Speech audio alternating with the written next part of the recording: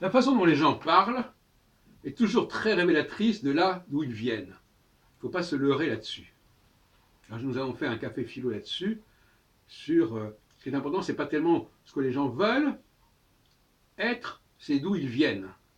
Et par rapport à ce d'où ils viennent, on peut éventuellement les aider à obtenir ce qu'ils veulent. C'est aussi ce qu'on dit en didactique des langues. Il faut travailler sur les langues d'origine pour aider la personne à accéder à la langue d'accueil, la langue cible. Le christianisme, le péché originel du christianisme, c'est la volonté d'égaler les juifs. Parce qu'on dit les juifs, oui, il y a des juifs qui voulaient être chrétiens. Mais en réalité, ce n'est pas ça le problème.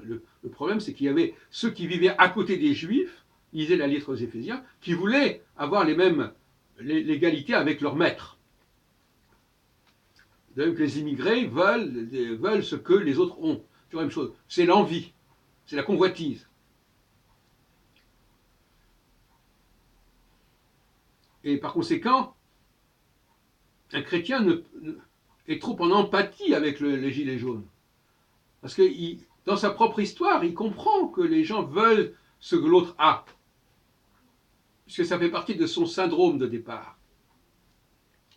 Et c'est pour cela, quelque part, qu'il vaut mieux que le pouvoir au plus haut niveau soit donné à des gens qui ne sont pas dans cette problématique-là, n'est-ce pas, d'empathie. Qui n'ont pas eu à faire les nouveaux riches, qui n'ont pas eu à s'assimiler, à devenir comme l'autre, qui sont eux-mêmes ce qu'ils sont. Quand les gens vous disent « Ah oui, mais je suis venu de très bas et puis je suis monté », pour moi déjà c'est suspect. C'est déjà très suspect. Et il faut s'attendre, à partir du moment où on a eu ce parcours, à des dérives, à des abus. Et c'est évident que c'est la majorité.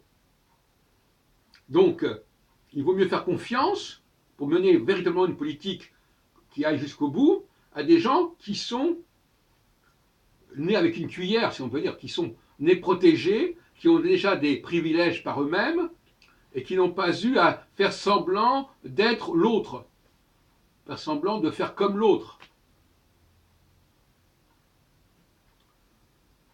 Dans la communauté juive de France, une grande partie des juifs qui vivent en France font semblant d'être des juifs de France.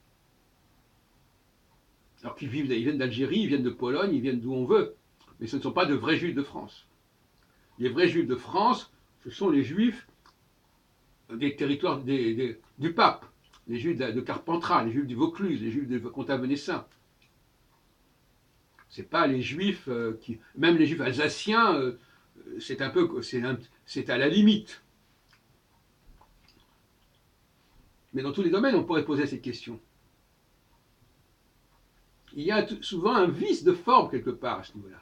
Quand les gens sont marqués par un processus d'imitation, eh bien, ils sont forcément en empathie avec tous les gens qui veulent plus que ce qu'ils ont, qui veulent ce que l'autre a. C'est inévitable.